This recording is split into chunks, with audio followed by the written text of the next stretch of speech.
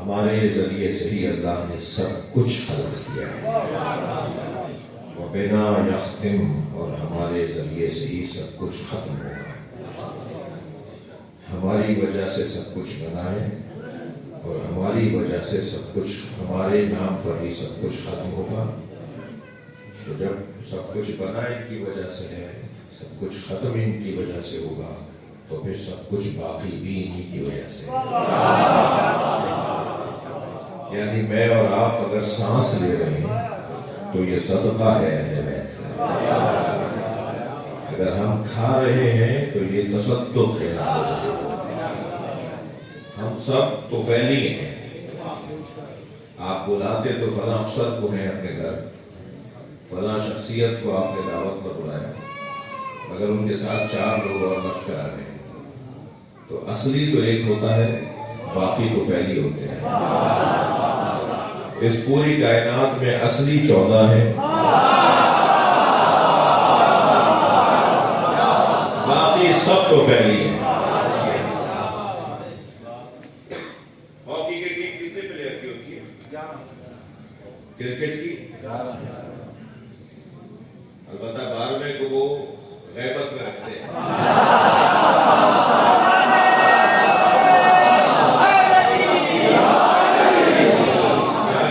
تاکہ ضرورت پڑنے پر اسے بھیجا جائے، اسے مدد کے لیے بلایا جاتا ہے۔ اچھا، یہ قوانین پاکستانیوں نے تو بنائے نہیں، یہ کرکٹ کے اصول یہ پاکستانیوں نے تو نہیں بنائے، یہ تو شاید آسٹریلیا نے بنائے۔ تو انگلینڈ والے تو ان الجھنوں کا شکار نہیں ہے کہ سنی شیعہ کا کوئی مسئلہ ہو، انہیں تو سمجھانا بھی پڑتا ہے کہ سنی شیعہ کا مسئلہ ہے۔ البتہ وہ یہ ضرور جانتے ہیں کہ جو مسلمانوں میں اہل بیت والے ہیں وہ اچھے مسلمان ہیں، یہ وہ مانتے ہیں، وہ انگریز مانتا ہے۔ اور میں کل کہہ چکا بہت ساری باتیں ابتدائی مجلس کی کہ ان مجلسوں کی برکتیں کیا ہیں۔ ان مجلسوں کی ایک برکت یہ ہے کہ ان مجلسوں کی وجہ سے ہماری تصویر شفاف ہے، ہمارا جو ہم جو پیش ہوتے ہیں نا، ہمیں جو دیکھا اور سنا اور جانا جاتا ہے وہ شفافیت ہے ہمارے یہاں۔ چپتے ہوئے جملے، چٹکیاں جو بھیج جاتی ہیں وہ تو ہوگا۔ ایک صاحب نے FIR کری، کہنے لگے میں ملتان جا رہا ہوں، میں کہتی ملتان کیوں جا رہے ہیں؟ وہ خالہ رہتی ہے۔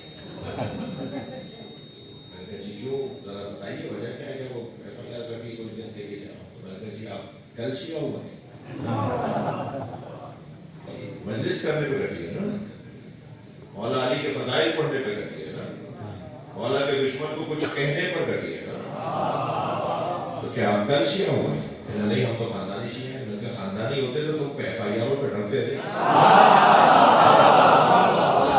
اسے بھائی اگر مولا علی کی وجہ سے کوئی FIR کٹ رہی ہے تو اسے گلے میں ہار ڈال کے سارے شہر میں پھرو اور بتاؤ لوگوں کہ میں رجسٹرڈ مولائی ہوں۔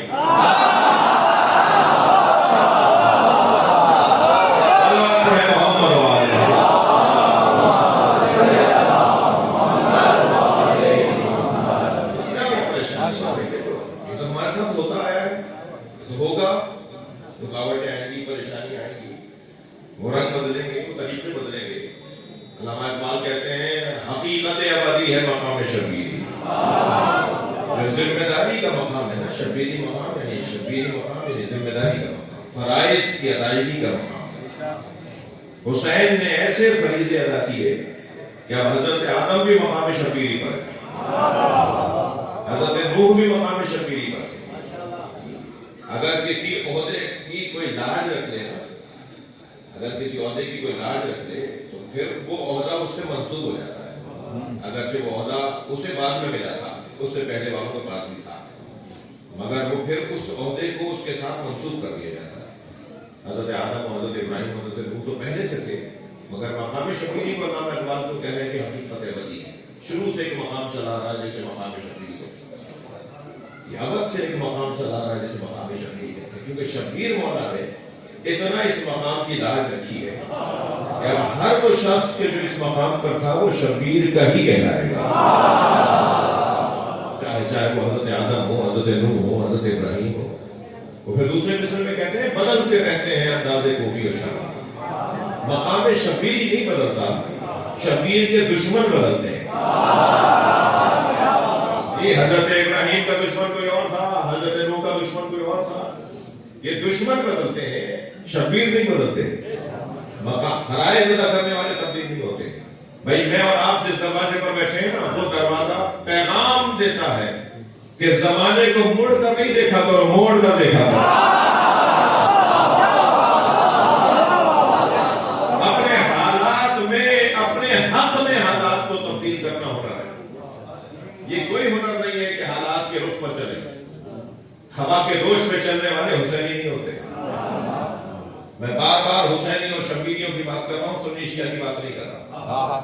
یہ کتنا سمجھایا جائے, کتنی تکرار کی جائے. اسی مجلس میں کوئی شاید 40% سنی تشریف فرمائے, یہ سن رہے ہیں, یہ آئے ہوئے ہیں. مجھے بھی رستے میں تو چاہنے کا کہ ہم سننے آئے ہیں. کل ایک مجلس ہم نے محفل پڑھی, وہاں بڑی تعداد میں سن رہا ہے کہ اپنی نشانیوں کے ساتھ آئے گئے. تو بات شبیریوں کی ہو رہی ہے, بات حسینیوں کی ہو رہی ہے. میں ویسے ہی کئی دفعہ کہہ چکا ہوں, یہاں بھی کہہ دیتا ہوں, میں خود شہنشاہ حسین ندوی سنی ہوں. ہمیں کوئی پریشانی نہیں ہے. سارے سنیوں کو ہم چاہتے ہیں ہماری طرح شیعہ ہو جائے. یہ کیسے ہو سکتا ہے کوئی شیعہ اور وہ سنی نہ ہو؟ اور یہ کیسے ہو سکتا ہے کوئی سنی ہو اور وہ عالی مدد نہ بولتا ہو؟ یہ تو خامخواہ کے بحث, یعنی بحثیں خامخواہ کی ہیں, ورنہ عنوانات شناخت کے لیے. تو یہ جو رنگ بدلنے والے لوگ ہیں, ڈھنگ بدلنے والے لوگ ہیں, جو طریقے بدلنے والے لوگ ہیں, جو سوکھے پتوں کی طرح ہمارے ادھر سے رخ بدلا تو وہاں جا پڑے گا, ہمارے وہاں سے رخ بدلا تو یہاں پڑے. جو روزانہ در بدلے, جو روزانہ رنگ بدلے, جو روزانہ عقیدہ بدلے, جو روزانہ امام بدلے, کوئی سلوات ہدیہ کرتے ہیں محمد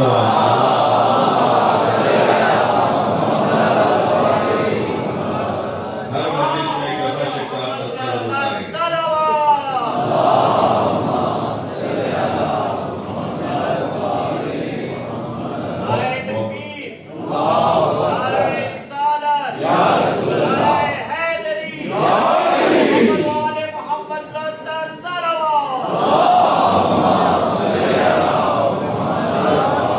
اس سے بہتر اور اچھی سلوات ہے.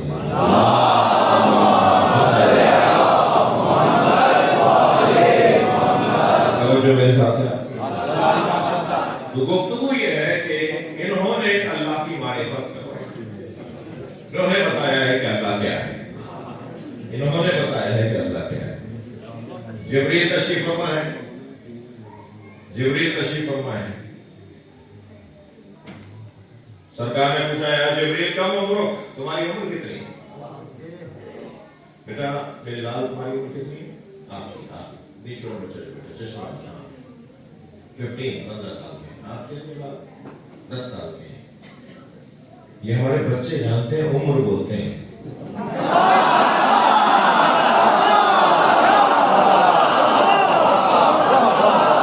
جن کا تلفظ ہی ٹھیک نہ ہو وہ مذہب لے کے چل رہا ہے. اللہ پڑھے گا محمد والا.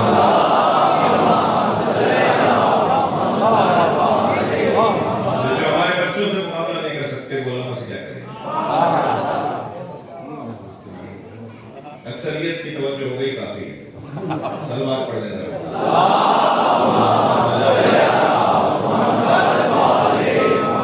یا جبریل کم عمرک, اے جبریل تمہاری عمر کتنی ہے؟ جبریل نے فرمایا یا رسول اللہ نجم یطلع من السماء بعد 70,000 سنہ. ایک ستارہ ہے جو آسمانوں پہ 70,000 سال بعد نکلتا ہے. میں نے اسے 70,000 دفعہ دیکھا ہے. میری عمر یہ ہے. ایک ستارہ 70,000 سال بعد نکلتا ہے اور میں نے اسے 70,000 سال 70,000 مرتبہ دیکھا ہے. فرمایا آج دیکھو گے تو پہچان جاؤ گے. فرمایا رسول اللہ میں نے اسے 70,000 دفعہ دیکھا ہے, ایک لمحے میں پہچانوں گا. بس ابھی یہاں تک بات پہنچی تھی کہ سامنے سے علی آئے.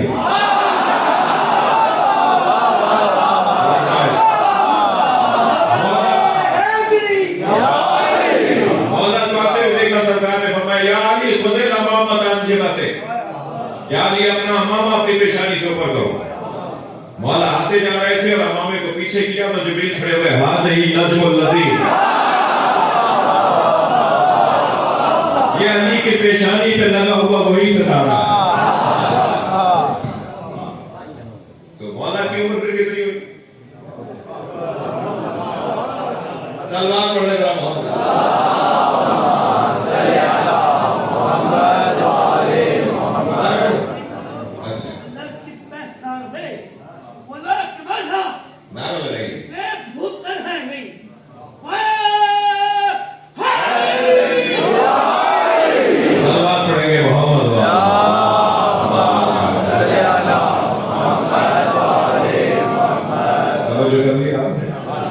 नहीं 70,000 साल के नहीं है मौला, इसलिए तो जिब्रील ने कहा मैंने एक सितारा 70,000 साल बाद निकलता है, मैंने इसे 70,000 दफा देखा है, ये नहीं बताया उसकी उम्र 70,000 साल है जी।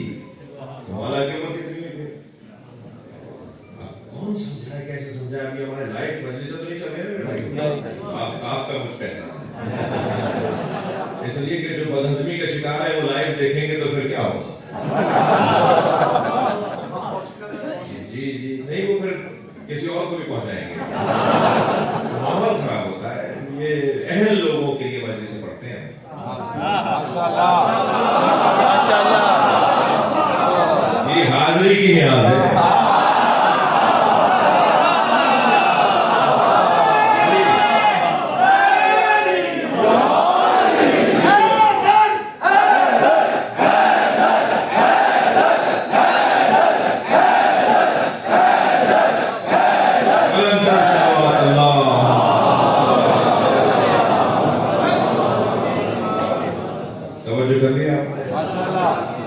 बात मौला की उम्र 70,000 साल नहीं है, वो तो जिब्रील ने बताया, आप नहीं हो, अली की उम्र नहीं बताया।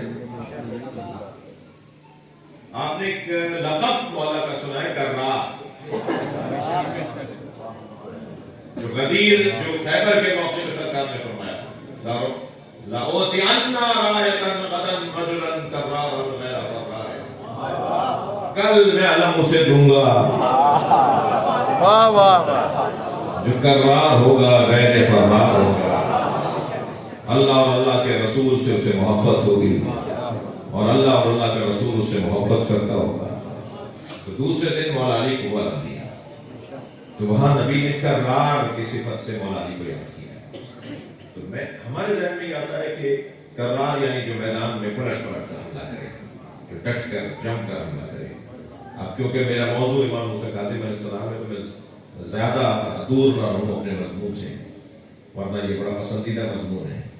खुद मौला से पूछें कि मैदान में जब आप उतरते हैं तो कैसा होता है? पसंदीदा मजमून मौला का।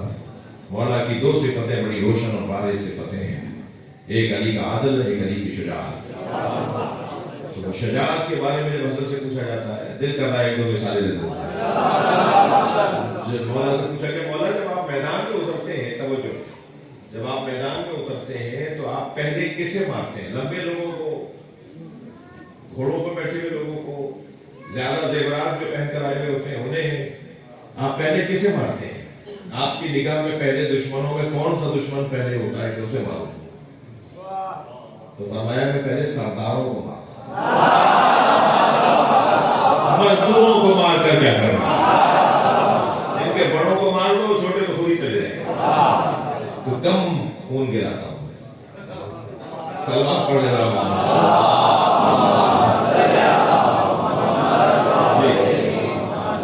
मौला का सिफत कर्रार, मुखातब कर्रार यानी जो पलट पलट कर हमला करे, ये तो ज़हन में आता है। लेकिन मेरे ये दोनों बच्चे भी लाइफ तो नहीं चला रहे।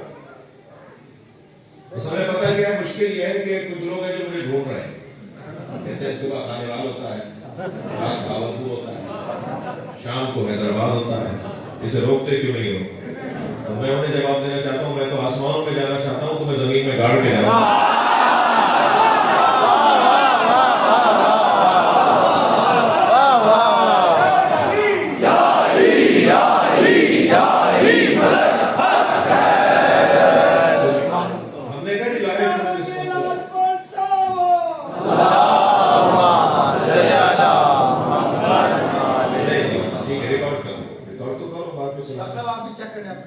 जी जी सलावत पढ़ने जा रहा हूँ।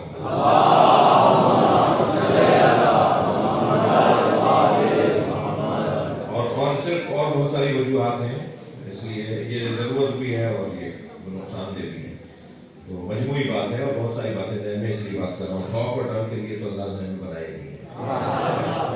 مسئلہ خوف کا نہیں ہے، مسئلہ ڈر ور کا نہیں ہے، مسئلہ حکمت اور دانائی کا ہے. مولا علی سے جب کسی نے کہا کہ مولا نے فرمایا آؤ، تو کہا مولا حضرت نے فرمایا جب میں تم سے کہتا ہوں کہ میدان میں آؤ تو کہتے ہیں ہمیں مروانے لے جانا، اور جب میں کہتا ہوں کہ نہ جاؤ تو کہتے ہیں موت سے ڈر رہے ہیں. جب بلاتا ہوں تو تم کہتے ہو ہمیں مروا رہے ہیں، جب نہیں کہتا ہوں کہ نہیں آؤ تو کہتے ہیں موت سے ڈر رہے ہیں. کیا کیفیت ہے مولا کے درد کی. تو خوف اور ہے اور حکمت اور ہے. اللہ ہمیں حکمتوں سے سرفراز رکھے. بات آگے بڑھے. کرار جو پلٹ پلٹ کر حملہ کرتا ہو، تو ایک میدان میں پلٹ کر حملہ کرنے والے کو کرار کہتے ہیں یا نہیں؟ نہیں. ایک وجود جو ہر میدان میں پلٹتا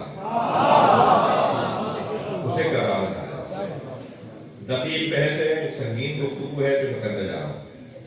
قرآن میں اللہ نے انبیاء کی مدد کی ہے روح القدس کے ذریعے. قرآن میں آئے وَأَيَّدْنَاهُ بِرُوحِ الْقُدُسِ وَأَيَّدْتُكَ بِرُوحِ الْقُدُسِ. دونوں آئے ہم نے اے عیسیٰ تمہیں روح القدس کے ذریعے سے مدد پہنچائی. فرمایا انبیاء کرام. ایسا دیکھیں قرآن فارمولوں کی کتاب ہے، سارے نبیوں کا ذکر نہیں کرے گا. 1,24,000 نبیوں کے تو نام بھی اس نے نازل نہیں کیے. 1,24,000 میں سے صرف 24 کے نام قرآن میں آئے جی. ایک نبی سے متعلق اگر وہ اصولوں کو بیان کر دے گا تو یہی فارمولہ ہے، ہر نبی کے ساتھ یہی ہوا ہے جی. حضرت عیسیٰ سے متعلق اگر قرآن کہہ رہا ہے کہ مثلا وہ ماں کی گود میں بات کرتے تھے، تو پھر اب یہ نہیں کہ یہ بھی بتایا کہ ابراہیم بھی بات کر سکتے ہیں، عیسیٰ بھی موسیٰ بھی بات کر سکتے ہیں. ایک نبی کا مقام بیان ہو گیا، سارے نبیوں کا ایسے ہی ہے. ٹھیک ہے. ہم نے روح القدس کے ذریعے سے بیٹھ جاؤ. ہم نے روح القدس کے ذریعے سے تمہاری مدد کی ہے. ہم نے روح القدس کے ذریعے سے تمہاری مدد کی ہے. یہ حضرت عیسیٰ سے متعلق مدد. تو انبیاء کرام کی اللہ مدد کرتا ہے روح القدس کے ذریعے سے جی. انبیاء کی مدد اللہ روح القدس کے ذریعے سے کرتا ہے. ٹھیک ہے. جو اچھل کر کہتے ہیں نا کہ صرف اللہ سے مدد مانگو، انہیں ذرا سمجھنے کی ضرورت ہے. اللہ کا انکار کرنے والا کافر ہے، اللہ جیسا ماننے والا مشرک ہے، اور کسی کو بھی نہ ماننے والا ملحد ہے. تم یا علی مدد سے تم منکر ہو. توجہ، تم یا علی مدد کو تم اسلامی شرک ہو رہا ہے، کفر ہو رہا ہے. مگر مجھے بتاؤ روح القدس کون ہے؟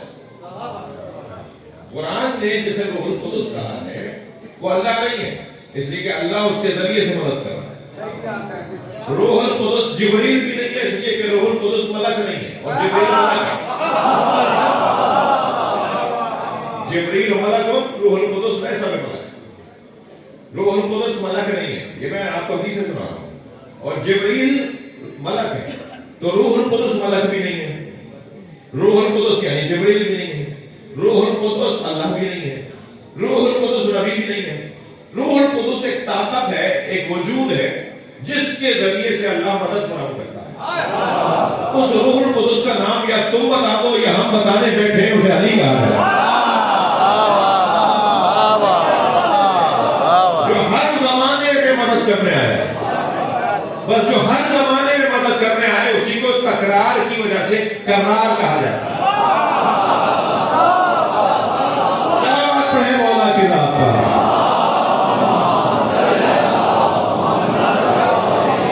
اس سے بہتر اور بلند صلوات.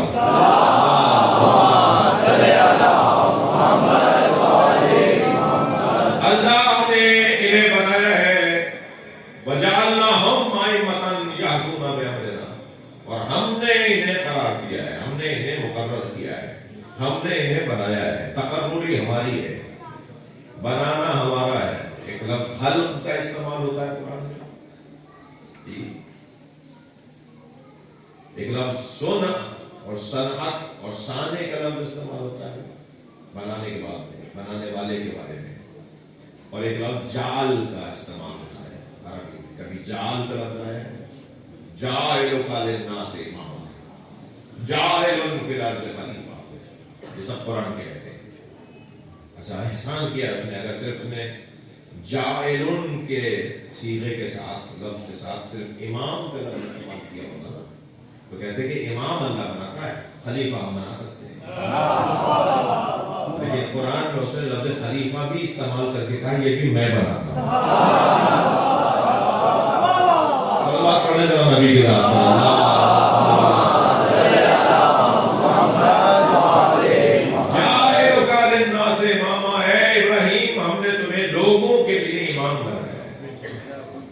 کیا حضرت ابراہیم کی امامت جانوروں کے لیے نہیں تھی، پودوں پتھروں کے لیے نہیں تھی، فرشتوں کے لیے نہیں تھی؟ پھر اللہ نے ناس کا لفظ کو استعمال کیا ہے اس لیے کہ فضیلت لوگوں پر امام بننے میں ہے۔ جو لوگوں کا امام ہے خود بخود وہ لوگوں سے، انسانوں سے جو کم تر مخلوق ہے اس کا خود بخود امام ہے۔ لیکن خلیفہ کے بارے میں جب بات کی تو اس نے یہ نہیں کہا انی جاعل فی الارض خلیفہ، اے آدم میں تمہیں میں زمین پر آدم کو خلیفہ بنا، حضرت آدم سے متعلق ہے، آدم کو زمین پر اللہ خلیفہ بناتے کہہ رہا ہے کہ میں زمین پر انی جاعل فی الارض خلیفہ، میں زمین پر خلیفہ بنا رہا ہوں۔ زمین پر کیوں؟ کیا مریخ پر خلیفہ نہیں ہے اللہ کا؟ سیاروں خلاؤں میں فضاؤں میں اللہ کا کوئی خلیفہ نہیں ہے؟ آسمان پر کیا ہوگا؟ عرش پر کیا ہوگا؟ جی اور جو جگہیں ہیں وہاں پر اللہ کا کوئی خلیفہ نہیں ہے؟ نہیں۔ زمین کیونکہ ساری سیاروں سے اور سارے مقامات سے افضل جگہ ہے، تو زمین کا خلیفہ بن گیا تو خود بخود ہر جگہ کا وہ خلیفہ ہے۔ میں ان بچوں اور جوانوں کو سمجھانے کے لیے کہہ رہا ہوں کہ جیسے دار الخلافہ ہوتا ہے، دار الخلافہ کو دار الخلافہ کہتے ہیں اس لیے جو مرکز ہوتا ہے، جو پوری مملکت کو چلانے کا شہر ہوتا ہے۔ صدر مملکت وزیر اعظم دار الخلافہ میں بیٹھتا ہے، یعنی اگر صدر اسلام آباد میں بیٹھا ہوا ہے تو اسلام آباد کا صدر نہیں ہے، وہ پورے ملک کا صدر ہے، مگر وہ رہتا ہے اسلام آباد میں، وہ بیٹھتا ہے اسلام آباد میں۔ حضرت آدم کو اللہ نے زمین پر بٹھایا ہے اس لیے کہ زمین پوری کائنات کے لیے دار الخلافہ ہے، تو زمین کا خلیفہ بنا دیا، خود بخود مریخ اور خود بخود زحل مثلا عطارد سارے جتنے بھی سیارے ہیں سب کا وہ حاکم ہے، جہاں چاہے گا جائے گا، جہاں چاہے وہ اپنے اختیارات کو استعمال کرے۔ تو لفظ خلیفہ یا لفظ امام یہ بھی اللہ کا کام ہے، اللہ بنانے والا ہے، اللہ کا کام ہے بنانا، اللہ کا کام بنانا ہے، ہمارا کام ماننا ہے، ہمارا کام بنانا نہیں ہے۔ لہذا اس نے جس نے بنایا ہے پھر اس نے یہ بھی بتایا کہ تمہیں ان کے ساتھ کیا کرنا ہے، بنایا میں نے تو کیا مطلب ہے، اسے صرف احترام کرنا ہے، گردنیں جھکانی ہے، صرف تعظیم کرنی ہے، نہیں کچھ اور بھی کرنا ہے، ماننا بھی ہے، ان کی بات کو بھی ماننا ہے۔ لہذا ارشاد ہوا یا ایھا الذین آمنوا اتقوا اللہ وابتغوا الیہ الوسیلہ وجاہدوا فی سبیلہ لعلکم تفلحون۔ اے صاحبان ایمان تقوی پروردگار اختیار کرو اور وسیلے کو تلاش کرو۔ مومنوں کو کہا جا رہا ہے متقی ہو جاؤ اور متقیوں سے کہا جا رہا ہے کہ وسیلے کو تلاش کرو۔ آپ دل چھوٹا نہ کیا کریں جو وسیلے کو نہیں مانتے، اس لیے کہ وسیلے کو ماننے کے لیے تقوی ضروری ہے، اور تقوی اس سے اچھا کیا ہوگا جو علی کو مانتا ہو وہی تو متقی ہے۔ سب سے بہترین تقوی کی تصویر یہ ہے کہ اہل بیت کو مانا جائے۔ تو صاحبان ایمان کو متقی ہونے کی دعوت ہے، یعنی ہر مومن متقی نہیں ہے، ہر مومن متقی نہیں ہے، اور صاحبان تقوی کو دعوت دی جا رہی ہے کہ وہ وسیلے کو تلاش کریں۔ وجعلوا کا لفظ نہیں ہے، وابتغوا کا لفظ، وسیلہ بناؤ نہیں کہا، کہہ رہا وسیلہ بناؤ تو پھر یہ خود وسیلہ کیوں نہیں ہے؟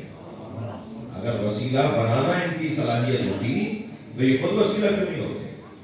بنانے والا کرنے والے سے افضل ہوتا ہے۔ اب یہ وسیلہ بنا رہے ہیں اور مفضول ہے، یعنی اپنے سے بہتر کو بنا دیا، یہ ممکن ہی نہیں، کوئی اپنے سے بہتر کو خلق ہی نہیں کر سکتا، جو خلق کرے گا اس سے کمتر ہوگا۔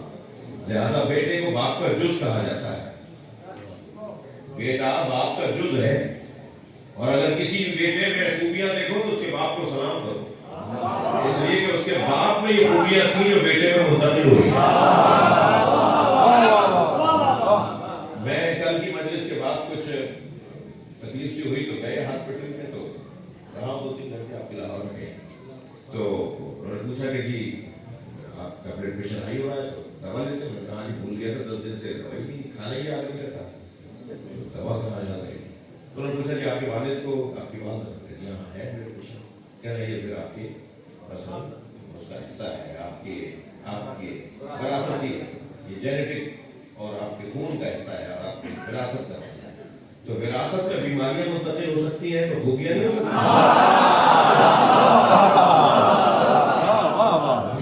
یہ تو ڈاکٹر پوچھ رہا ہے کہ شوگر کیوں ہے آپ کے والد کو تھی آپ کے دادا کو آپ کہاں جی ہے تو کہہ رہے تو پھر آئے گی نسل میں آئے گی تو جو بیماریاں نسل میں آ سکتی ہیں تو خوبیاں بھی تو آ سکتی ہیں تو معصوم فرماتے ہیں جب کسی میں اچھائی دیکھو تو اس کے باپ کو سلام کرو اس لیے کہ اس کے باپ میں خوبی تھی جو بیٹے میں منتقل ہو گئی توجہ چاہوں گا عزیزان گرامی ابو طالب کو کافر کہنے والے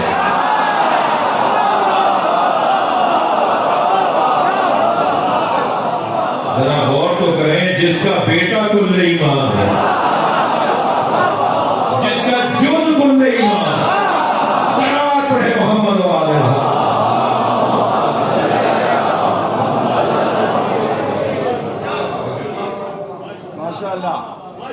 بنانا اللہ کا کام ہے ہمارا کام ماننا ہے ہمارا کام بنانا نہیں ہم بنا سکتے ہی نہیں یہ بنائیں گے تو اپنے سے کمتر کو بنائیں گے یہ کیسے ممکن ہے کہ بزدل شجاع کو بنا لے یہ کیسے ممکن ہے کہ کنجوس سخی کو بنا لے وہاں سخاوت ہوگی تو پھر سخاوت بڑھے گی اللہ نے ہمیں کہا ہے وابتغوا الیہ الوسیلہ وسیلہ تلاش کرو وسیلہ ہے تلاش کرو وجاہدوا فی سبیلہ اور اللہ کی راہ میں جہاد کرو یعنی مومن متقی ہو جائے متقی وسیلے کو تلاش کرے وسیلے کو تلاش کرے اور وسیلہ تلاش ہو جائے تو پھر اللہ کی راہ میں جہاد کرے اور جو جہاد کر لے گا وہی فلاح پا جائے گا جی جو جہاد کرے گا وہی فلاح پا جائے گا تو ایمان تقوی توجہ ایمان تقوی وسیلے کی تلاش پھر جہاد وسیلے کی تلاش اور پھر جہاد اچھا جہاد کون کر پائے گا کہ وسیلے کو تلاش کر چکا ورنہ اگر ان کے بغیر کوئی جہاد کرے گا ان کے بغیر اگر کوئی جہاد کرے گا تو وہ فساد کرے گا جہاد نہیں کرے گا توجہ کی طرف رہے جی میرے بالکل میرے ساتھ ہے نا یہ دعا ماشاءاللہ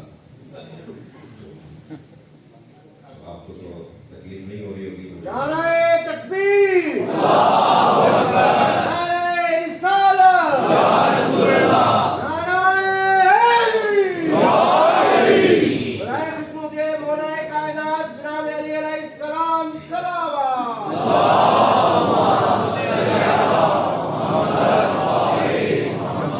بات آگے بڑھے آمادہ ہے آگے گفتگو میں نے ایک نقطے کو سوچ رہا ہوں سمجھ چاہ رہا ہوں کہ منتقل ہو پائے اللہ کرے وہ ہے ایمان کے بعد توجہ ایمان کے بعد تقوی ایمان کے بعد تقوی تقوی کے بعد ابتغاء وسیلہ وسیلے کو تلاش کرنا متقی ہی وسیلے کو تلاش کرتا ہے تقوی نشانی ہے وسیلے تقوی زینہ ہے رستہ ہے وسیلے تک پہنچنے کا جو متقی نہیں ہوگا وسیلہ تلاش نہیں کر پائے گا ارشاد ہو رہا ہے وَمَن يُعَظِّمْ شَعَائِرَ اللَّهِ اسی مطلب کیا ہے وَمَن يُعَظِّمْ شَعَائِرَ اللَّهِ اور جس نے اللہ کی نشانیوں کی تعظیم کی فَإِنَّهَا مِن تَقْوَى الْقُلُوبِ وہی قلبی تقوی رکھنے والا ہے تقوی قلبی رکھنے والا ہے تو تقوی تعظیم کے ساتھ جڑا ہوا ہے تقوی کسی کو بڑا ماننے سے جڑا ہوا ہے کسی کو عظیم مانو گے تو متقی ہونے کی نشانی ثابت ہوگی کسی کو نہ ماننا ہنر نہیں بعض لوگ اس کو اپنے لیے فضیلت سمجھتے ہیں ہم کسی کو نہیں مانتے جو تم کسی کو نہیں مانتے تو قرآن تو اسے پسند نہیں کر رہا قرآن تو کہہ رہا ہے کہ متقیوں کو مانو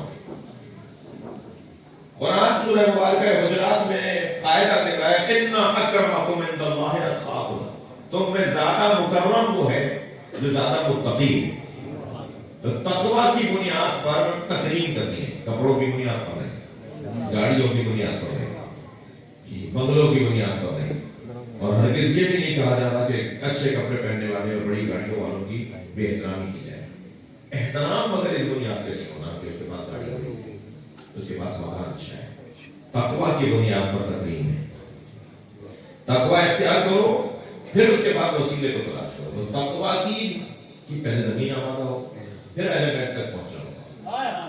اہل بیت تک پہنچنے کے لیے جو زمین بنانی ہے، جو آمادگی کرنی ہے، جو تیاری کرنی ہے، وہ تقوی کی تیاری ہے. جی ایک مرتبہ ہوتا ہے کہ مجھے معاف کیجیے گا تھوڑا سا سخت زیادہ کہنے جا رہا ہوں. ایک مرتبہ یہ ہوتا ہے کہ انسان کسی اچھے منظر کو دیکھ کر رک جاتا ہے اور کھڑے ہو کر اسے دیکھ رہا ہوتا ہے، محسوس ہو رہا ہوتا ہے.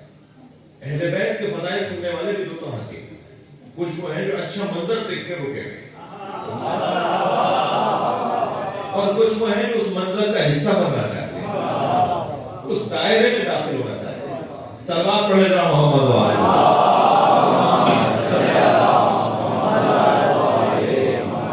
ہمیں وہ اچھا منظر دیکھنے والے نہیں ہونا، ہمیں ایک قدم آگے آنا ہے.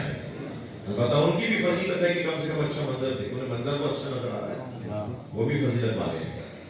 ہماری مثال، ہم میں سے اکثر کی مثال تو مجھے معاف کیجیے گا ایسی ہے کہ جیسے سمندر کے کنارے کھڑے ہو کر سمندر کی تعریف کی جا رہی ہو. کتنا گہرا سمندر ہے، کتنی ٹھنڈی ہوائیں ہیں، لہریں دیکھو کتنی پیاری بن رہی ہیں. جی فضا دیکھو کتنی اچھی ہو رہی ہے، وہ کتنی دور تک سمندر نظر آ رہا ہے. سورج ڈوبنے کے وقت تو کہا جاتا ہے سمندر میں سورج ڈوب رہا ہے. یہ سمندر کو دیکھ دیکھ کر تعریفیں کر رہا ہے. اسے کیا پتا کہ سمندر کی گہرائی کتنی ہے، اس میں کیا کیا نعمتیں پوشیدہ ہیں، اس میں اترنے کے لیے کتنی طاقت چاہیے، اس سے واپس آنے کے لیے اور زیادہ طاقت چاہیے. اترنا پھر آسان ہے، واپس آنا بہت مشکل ہے. ابھی فرما رہے تھے بخاری صاحب کے، میں شعر بھی کہہ دیتا ہوں. تو پچھلے دنوں ایک نعت کے اندر چند شعروں میں سے ایک شعر اسی مطلب کا ہوا. تو اس میں نے عرض کیا تھا کہ ساحل عشق پہ رک جانے سے حاصل کیا ہے،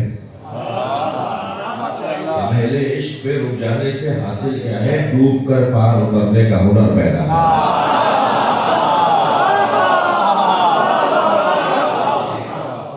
اچھا لاہور کے بھی قدیمی ترین علاقے میں مجلس پڑھ رہا ہوں. لاہوری تو ویسے ہی اپنی ہسٹری رکھتے ہیں، لاہوریوں کی ایک ہسٹری، ایک تاریخ ہے. علامہ اقبال بھی انہی گلیوں میں گزرے. تو اقبال کے لہجے میں بات کر رہا ہوں. سرمے طور لگا دی گئے تر پیدا کر. سننا چاہ رہے ہیں؟ سرمے طور لگا دی گئے تر پیدا کر، شوق دیدار اگر ہے تو نظر پیدا کر. شوق دیدار اگر ہے تو نظر پیدا کر، اور زینہ منبر شبیر سے بڑھ کر کیا ہے. ایک صاحب کہنے لگے کہ انہوں نے جو فلاں ان سے ملے ہیں اور یہ ملے ہیں، ان سے تو یہ نہیں کوئی سینیٹر بننا ہے، نہیں کوئی جو ہے وہ اسلامی نظریاتی کونسل کا چیئرمین بننا ہے. تو میں انہیں بھی جواب دے رہا ہوں، کسی صدر اور وزیر اعظم کے محل کے اندر اتنی اونچی کرسی نہیں ہے.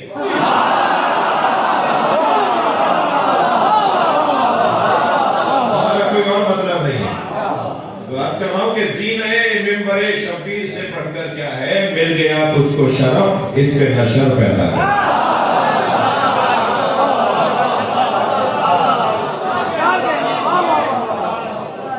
اور ان کے احسان پہ بخاری صاحب، ان کے احسان پہ احسان چلے آتے ہیں، ان کے احسان پہ احسان چلے آتے ہیں. اپنی الفت میں بھی انداز دیگر پیدا ہے. اور تنہا رہنے کا تجھے شوق ہے مسلم کیوں کر، تنہا رہنے کا تجھے شوق ہے مسلم کیوں کر، شارع عام پہ چل یار سفر پیدا کر.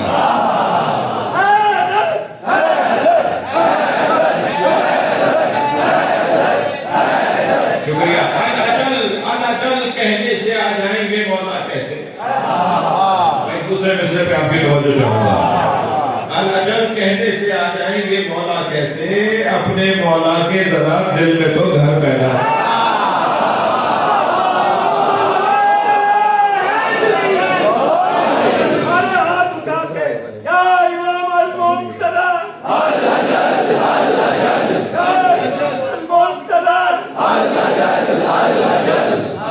صلوات پڑھ لیں گے وہاں.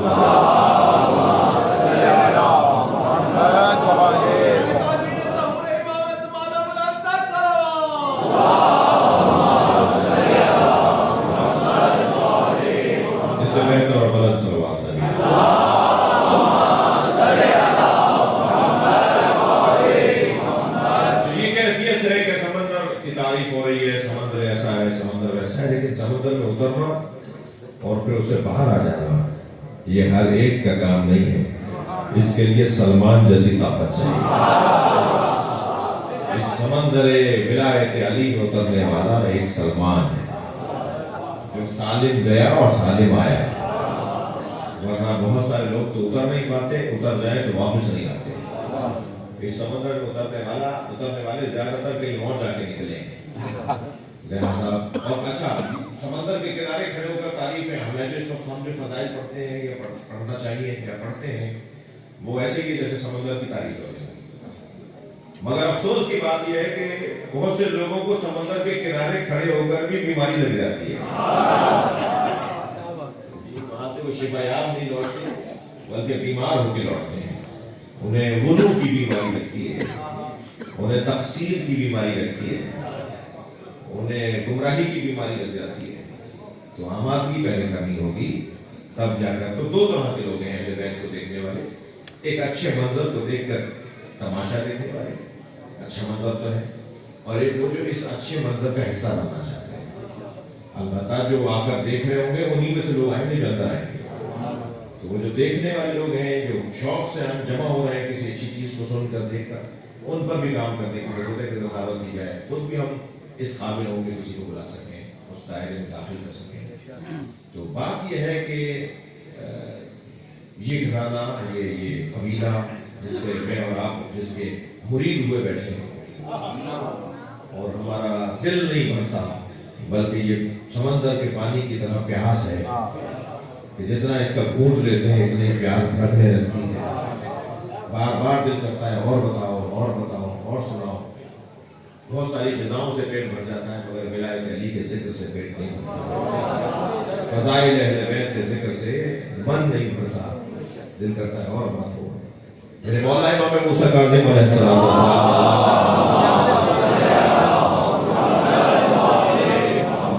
سے پوچھا گیا. اچھا یہ روایت میں سنانے جا رہا ہوں آپ کو. حضرت سے پوچھا گیا مل معصوم, مولا معصوم کسے کہتے ہیں؟ حضرت سے معصوم کی تعریف پوچھی گئی کہ مولا معصوم کسے کہا جاتا ہے؟ فرمایا ہوا مقتسم بحبل اللہ. معصوم اسے کہتے ہیں جو حبل اللہ سے مضبوطی کے ساتھ جڑا ہوا, جی جو حبل اللہ سے مضبوطی کے ساتھ جڑا ہوا اور اتنا مضبوط ہو گیا ہو کہ لا یفترقان.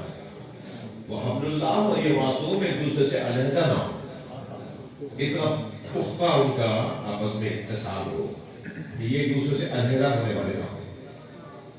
پھر فرمایا وحبل اللہ هو القرآن, اور حبل اللہ قرآن ہے. فرمایا انہما لا یفترقان الی یوم القیامہ. قرآن اور معصوم علیحدہ نہیں ہوتے قیامت آنے سے قیامت آنے تک. پھر فرمایا الامام یہدی الی القرآن والقرآن یہدی الی الامام. امام قرآن کی طرف دعوت دیتا ہے. وہ امام موسیٰ کاظم کے دسترخوان پہ لائیں گا, باب الحوائج کے دسترخوان پہ آئیں گے. الامام یہدی الی القرآن, امام قرآن کی طرف دعوت دیتا ہے. والقرآن یہدی الی الامام, اور قرآن امام کی طرف دعوت دیتے ہیں. وذالک قول اللہ, اور یہی وہ قول ہے ان ھذا القرآن یہدی للتی ہی اقوم. قرآن کا کام ہے کہ وہ اقوام کی طرف ہدایت کرے. الاقوام هو الامام. قرآن امام کی طرف رہنمائی کرتا ہے اور امام قرآن کی طرف رہنمائی کرتا ہے. اسی مطلب کو جو امام موسیٰ کاظم بیان فرما رہے کہ امام معصوم کسے کہا جاتا ہے؟ معصوم جو قرآن سے ایسا جڑا ہوا ہو کہ وہ اور قرآن کو علیحدہ نہ ہو, اور اتنا اتصال گہرا ہو کہ اگر مصائب نہیں پڑھ رہا لیکن بات مصیبت کی بھی ہے, اتنا قرآن کے ساتھ معصوم کا تعلق گہرا ہو کہ اگر اس کا تن اور سر جدا کر دیا جائے تو اس کا سر کٹنے کے بعد بھی قرآن پڑھے. یعنی وہ خود قرآن ہے, وہ خود قرآن ہو جائے. اتنا قرآن سے اس کا تعلق ہو کہ وہ خود قرآن ہو. وہ قرآن ہو, قرآن وہ. آپ لوہے کے ٹکڑے کو آگ میں ڈال دیجیے, کچھ دیر تک تو لوہا لوہا نظر آتا رہے گا, کچھ دیر کے بعد آپ کو فرق محسوس نہیں ہوگا کہ لوہا کہاں ہے اور آگ کہاں ہے. وہ ایک ہو جائے گا. وہ ایک نہیں ہے مگر ایک ہے. وہ لوہا علیحدہ ہے اور آگ علیحدہ ہے، مگر ایک ہو گیا ہے اس لیے کہ اس کا اتصال گہرا ہو گیا۔ میرے اور آپ کے بس کی بات نہیں ہے کہ ہم یہ طے کر پائیں، لہذا پوچھا معصوم سے، مولا آپ اللہ سے جڑے ہوئے ہیں کہ اللہ سے علیحدہ ہیں؟ فرمایا ہم اللہ نہیں ہیں اور اللہ سے جدا بھی نہیں ہیں۔ صلوات پڑھنے جا محمد و علیہ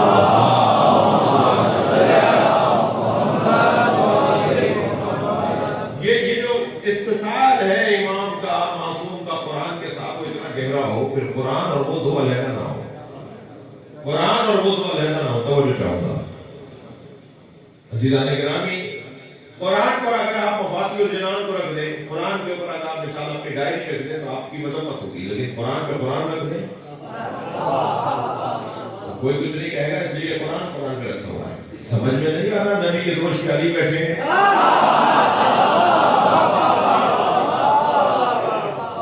اس لیے کہ یہ دونوں قرآن ہیں اور قرآن پہ نظر آ رہا ہے۔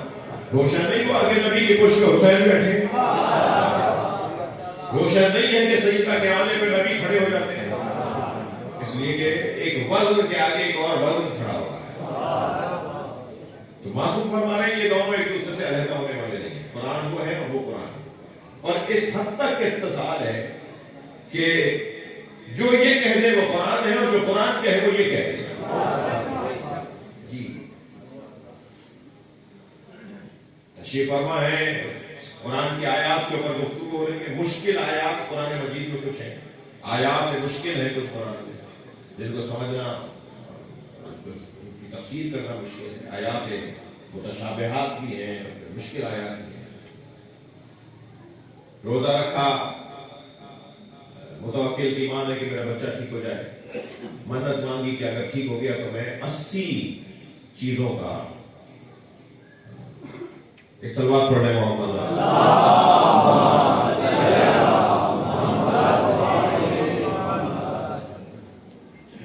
معصوم سے پوچھا گیا تو حضرت قرآن سے اس بات کا استدلال کیا۔ تو پہلا نقطہ تو یہ روشن ہوا کہ امام یعنی قرآن اور قرآن یعنی امام یہ ایک دوسرے سے علیحدہ ہونے والے نہیں ہیں۔ قرآن دیکھتا چاہوں گا کچھ کہنے جا رہا ہوں، قرآن نازل شدہ ہے جو ہمارے پاس ہے، نبی پر قرآن نازل ہوا ہے۔ میں اس وقت اوپر بیٹھا ہوں بلا تشریف، نیچے اتروں گا تو کہیں گے یہ قرآن بھی کہیں گے کہ نازل ہو رہے ہیں۔ نزول کہتے ہیں اتر رہے، سعود کہتے ہیں چڑھ رہے۔ سعود طائرات، عربی میں جب وہ ایئرپورٹس کے اوپر اناؤنسمنٹ سنتے ہیں تو وہ کہتے ہیں طیارہ اڑ رہا ہے، سعود حبوط طائرات، جو جہاز ہے وہ اتر رہا ہے۔ حبوط کہتے ہیں اترنے کو، نزول کہتے ہیں اترنے کو، سعود کہتے ہیں چڑھنے کو، اڑنے کو، عروج کہتے ہیں چڑھنے کو، عروج معراج، عروج یعنی چڑھائی اور سعود یعنی چڑھائی، اور حبوط یا نزول یعنی اترائی۔ قرآن نازل ہوا ہے یعنی کہیں تھا آیا ہے، کہیں تھا آیا ہے تو وہاں بھی ہے اور یہاں بھی ہے۔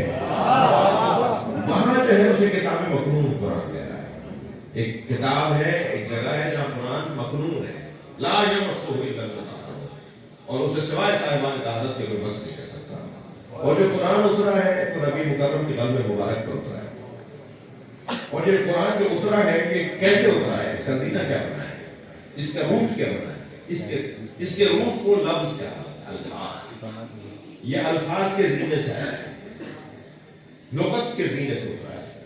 آپ قرآن مجید کے جو الفاظ ہیں وہی حروف تہجی کے الفاظ ہیں، ولی با با تا ہی ہے، یہ اس سے اندر اللہ ہے۔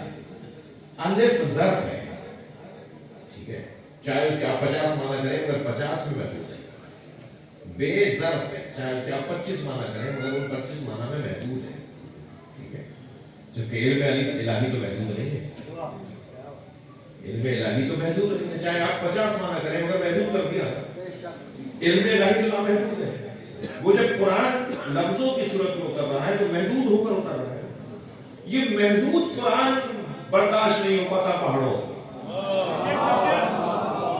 لو انزلنا هذا القرآن على جبل، اگر ہم نے اس قرآن کو جبل پہاڑ پر اتارا ہوتا، لرأيته خاشعا متصدعا من خشية الله، تو تم دیکھتے کہ پہاڑ اس نزول قرآن کی وجہ سے ریزہ ریزہ ہو جاتا۔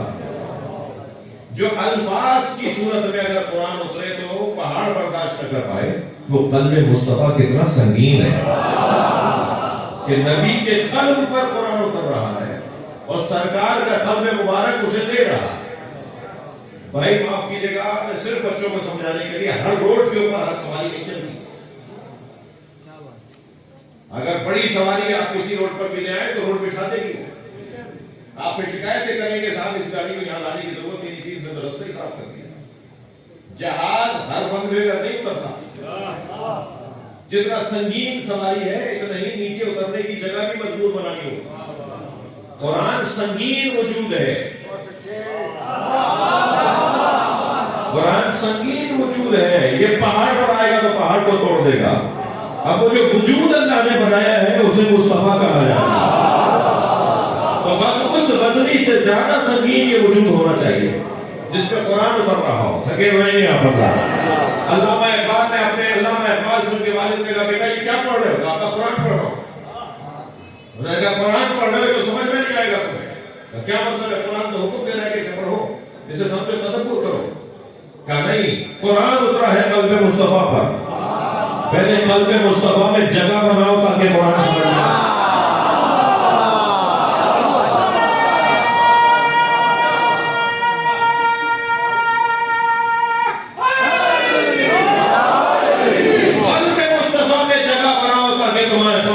میں آئے۔ آمادہ ہے تو جملہ کیا کر رہا ہوں، میری اب تک کی گفتگو کا بیت کا جملہ ہے کہ قلب مصطفیٰ میں جگہ بناؤ تاکہ تمہیں قرآن سمجھ میں آئے، اور قلب مصطفیٰ میں جگہ بنتی ہے فاطمہ کو راضی کرنے سے۔ سیدہ کو راضی کرو تاکہ قلب مصطفیٰ میں جگہ بن سکے، اور جب جگہ بنے گی تو پھر قرآن سمجھ میں آئے گا۔ اور قرآن اور مصطفیٰ، قرآن اور سیدہ، قرآن اور حسین مولا، یہ دو نہیں ہیں۔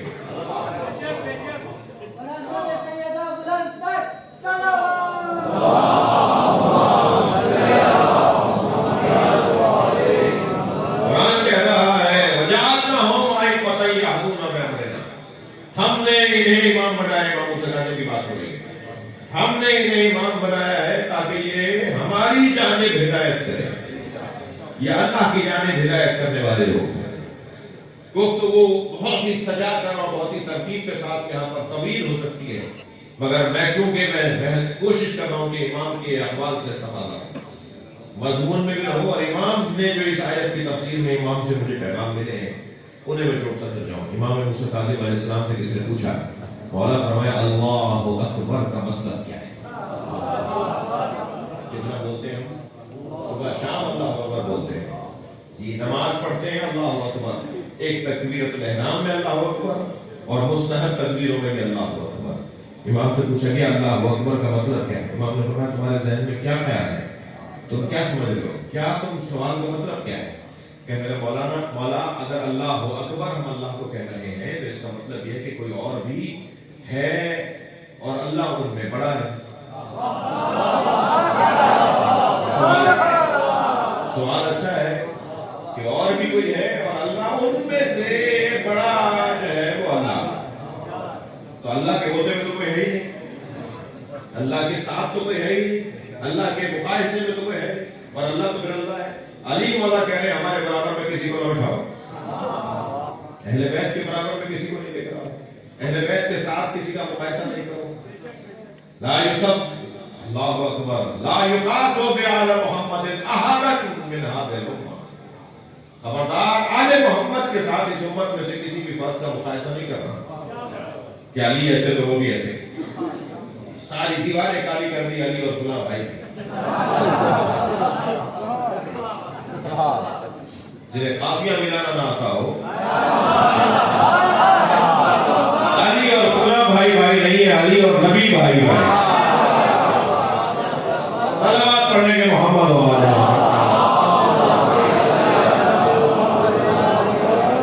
فرمایا خبردار آل محمد کے ساتھ کسی کا مقایسہ نہ کرنا،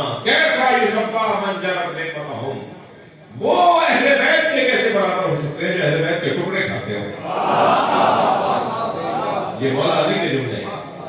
تو جب علی مولا کے ساتھ، مولا حسین کے ساتھ، سیدہ بیوی کے ساتھ کسی کا کوئی مقایسہ نہیں، تو اللہ کے ساتھ تو کسی کا ہے ہی نہیں.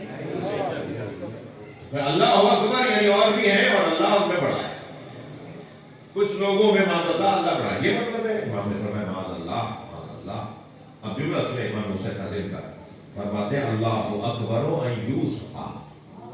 اللہ اکبر کا مطلب ہے اللہ اکبر ان یوسف. اللہ بلند ہے ہر اس بات سے جو اس کے بارے میں کی جاتی ہے. صلوات پڑھنے مولا ناظم کی بات.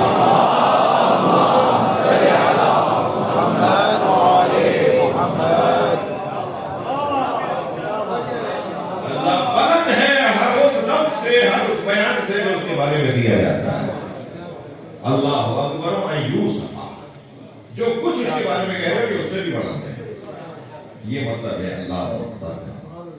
قرآن کہہ رہا ہے وجعلناہم ائمۃ یہدون بامرنا. ہم نے انہیں امام بنایا ہے تاکہ یہ ہماری طرف لوگوں کی توجہ کریں. یہ آئے ہیں لوگوں کی توجہ کروانے کے لیے. عزیزان گرامی، بات پھر کل آگے بڑھے گی. 1-2 سال نہیں، جس نے ابدیت کی 14 سال معراج کی ہو. یہ قید خانہ نہیں ہے بلکہ ابدیت کی معراج ہے. میرے مولا 14 سال تک معراج ابدیت پڑھے. درندے بھوکے شیر بھیجے گئے یہ سوچ کر کہ شیر انہیں پھاڑ دیں گے، مگر بھوکے کئی دن بھوکا رکھا شیروں کو. ایک قطرہ خون بھی چڑھ جاتے، لیکن جیسے ہی انہیں حضرت پہ چھوڑا گیا، دور سے کھڑے لوگوں نے دیکھا کہ وہ پیروں کا بوسہ دے رہے ہیں. امام کے پیروں کو چاٹ رہے ہیں. اپنے سر امام کے پیروں میں رکھ کر امام کے پیروں کا بوسہ دے رہے ہیں اور امام ان کے اوپر اپنا شفقت کا ہاتھ رکھ رہے ہیں. واپس آ گئے. ایک خاتون کو بھیجا گیا، خوبرو خاتون کو بھیجا گیا. وہ گئی تو سنور کر تھی، واپس آئی ہے توبہ کرتی ہوئی اور کہا یوسف زہرا نے مجھے ہدایت دی ہے، معافی مانگ لی، توبہ کی لی، آئندہ یہ کام ہی نہیں کروں گی. پوچھا بھائی کیا ہوا؟ میں تو بھیجا تھا کہ انہیں اپنی طرف راغب کرو. جب میں ان کے سامنے گئی تو انہوں نے مجھے کہا ذرا دائیں دیکھو.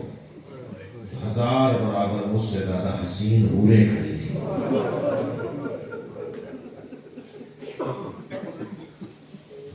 وہ میری طرف کیسے توجہ کریں؟ وہ امام جو 14 سال تک معراج ابدیت پر فائز رہا، اس امام کی قید کی کیفیت یہ تھی کہ جب دیکھنے والا دیکھتا تھا تو ایک چادر پڑی نظر آتی تھی. رونے آئے ہیں.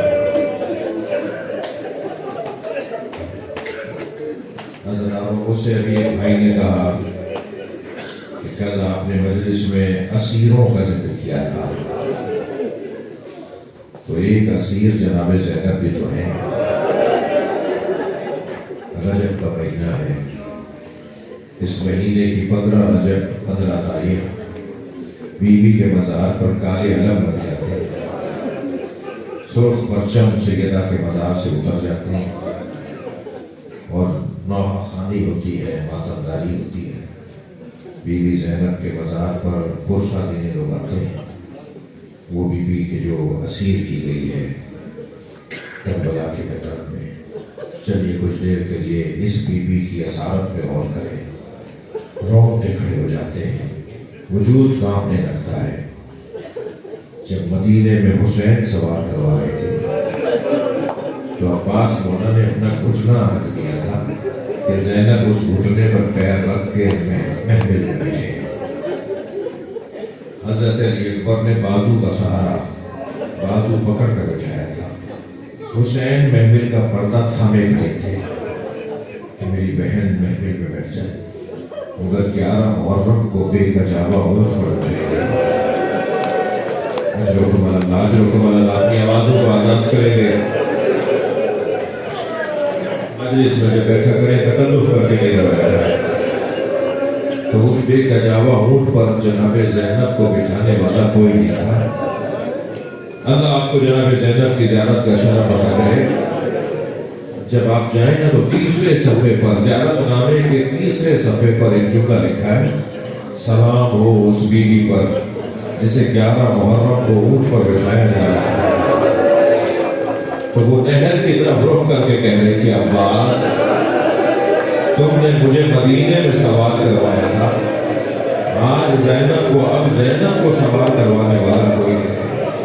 مزداروں اگر معرفت کی نگاہوں سے دیکھا جائے تو عباس کا لاشا کہاں پر لاشے سے کوئی آواز آ رہی تھی, بیوی امر الہی ہے, مشیت پروردگار ہے. بیوی کو کس انداز سے اونٹ پر بٹھایا گیا؟ ساری بیویوں کو تو جناب زینب نے سوار کیا, مگر جناب زینب کو کوئی سوار کروانے والا نہیں تھا. بیان نہیں ہو پائے گا مجھ سے کہ زینب کو اونٹ پر کیسے بٹھایا گیا. تصور بجائیے گا. اور پھر ایک ایسا مرحلہ آیا کہ زینب اونٹ سے گری.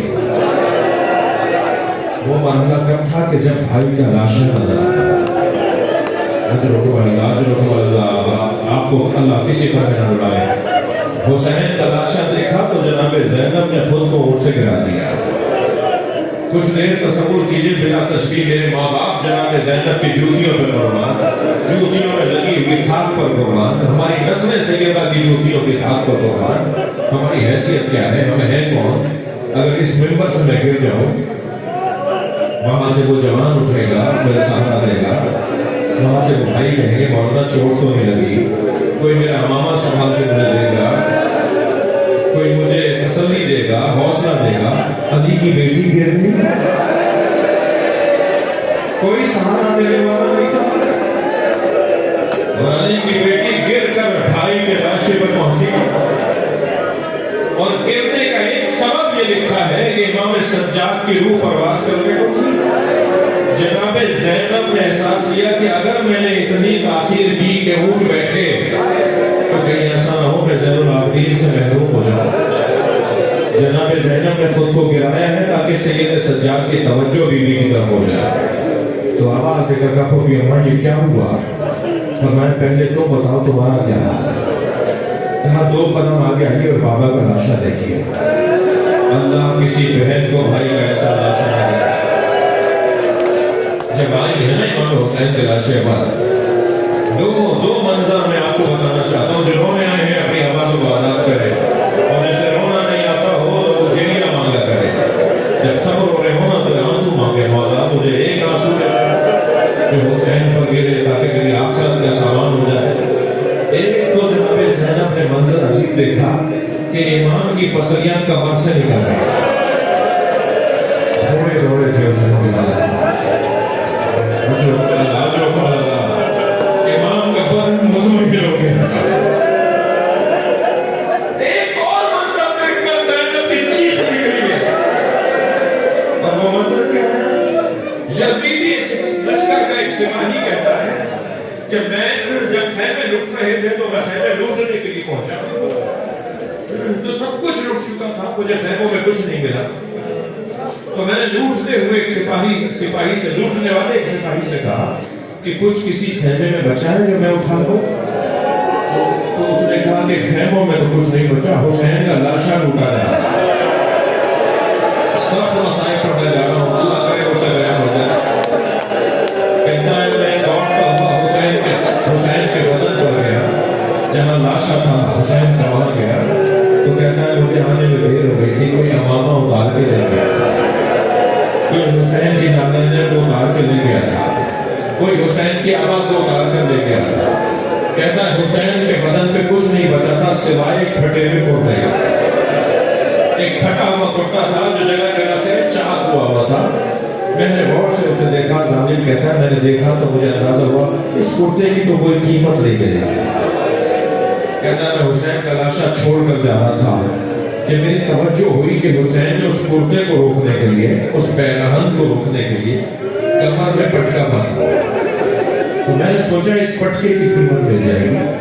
کہتا ہے میں بیٹھ گیا حسین کے سر بری کا لاشے کے بعد۔